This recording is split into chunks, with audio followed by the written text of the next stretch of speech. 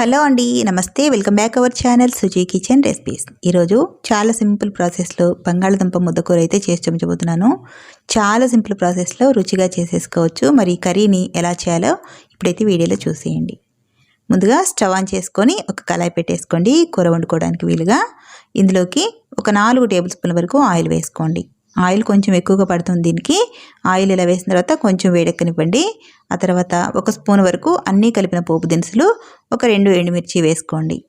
ఆ తర్వాత ఒక 2 ఉల్లిపాయలు తీసుకొని ఇలా చిన్న ముక్కలుగా తరిగి వేసేసుకోండి. ఇప్పుడు ఈ ఉల్లిపాయ ముక్కలంతా కూడా తాలింపులో చక్కగా వేగనివ్వండి. ఇవన్నీ కూడా కొంచెం దూరగా వేగితే సరిపోతుంది, మరీ ఎక్కువగా మాడిపోవాల్సిన అవసరం లేదు. ఇలా కొద్దిగా మగ్గిన తర్వాత ఇందులోకి 1 టేబుల్ స్పూన్ వరకు అల్లం వెల్లుల్లి పేస్ట్ వేసుకోండి. ఆ తర్వాత ఒక 2 రెమ్మల కరివేపాకు కూడా వేసుకొని ఈ అల్లం వెల్లుల్లి పేస్ట్, కరివేపాకు పచ్చివాసన పోయేంత వరకు చక్కగా వేయించేసుకోండి. మంచి ఫ్లేవర్ అయితే వస్తుంది. ఇలా చక్కగా దూరగా వేగిన తర్వాత ఇందులోకి కట్ చేసి పెట్టుకున్న టమాటా, పచ్చిమిర్చిని యాడ్ చేసుకోవాలి. టమాటా వచ్చేసి ఒక 4 వరకు తీసుకున్నాను, మీడియం సైజువి.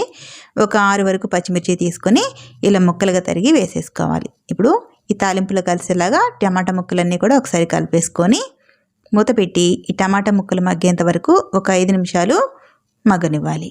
ఒక 5 నిమిషాల తర్వాత ఓపెన్ చేసి ఈ టమాటా ముక్కలు ఒకసారి కలిపేసుకుందాము. టమాటాలు అయితే కొంచెం మగ్గిపోయాయి కదా, ఇలా మొత్తం కూడా ఒకసారి కలిపేసుకుందాం. టమాటా అయితే మనకి చక్కగా ఉడికిపోయింది. ఇలా ఒకసారి కలిపేసుకున్న తర్వాత ఇందులోకి రుచికి సరిపడా ఉప్పు వేసుకుందాం. ఉప్పు వేసిన తర్వాత ఇందులోకి ఒక 1/2 స్పూన్ వరకు పసుపు వేసుకోండి.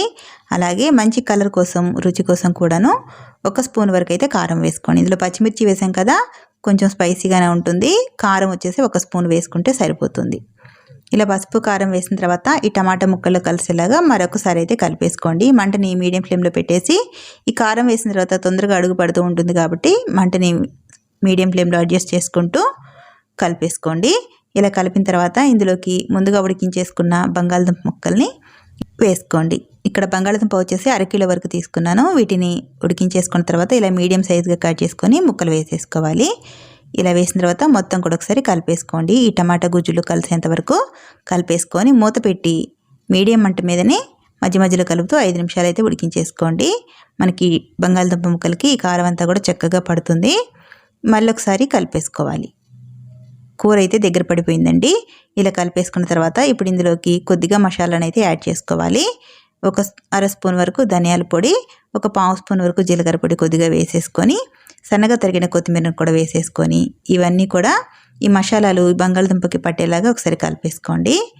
మసాలాలు అనేవి ఒక 2 నిమిషాలు ఇలా కలుపుతూ ఫ్రై చేసుకున్నారంటే కూరకైతే చక్కగా పట్టేస్తుంది మసాలా ఫ్లేవరు.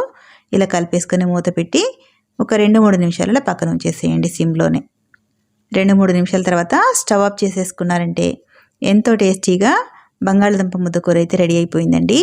చాలా సింపుల్గా మంచి మసాలా ఫ్లేవర్తో చాలా టేస్టీగా చేసేసుకోవచ్చు. ఇది రైస్లో కానీ, పూరి చపాతీలో కానీ చాలా చాలా బాగుంటుంది. చాలా సింపుల్ ప్రాసెస్లో ప్రిపేర్ చేసుకోవచ్చు. మరి ఎంతో రుచిగా ఉండే ఈ బంగాళదుంప కర్రీ రెసిపీని మీరు కూడా ట్రై చేసి ఈ రెసిపీ ఎలా వచ్చిందో కామెంట్ రూపంలో తెలియచేయండి. మరి ఈ వీడియో కనుక మీకు నచ్చితే ప్లీజ్ ఒక లైక్ చేసి ఈ వీడియోని మరికొంతమందికి షేర్ చేయండి. అలాగే subscribe to my YouTube channel. Thank you for watching.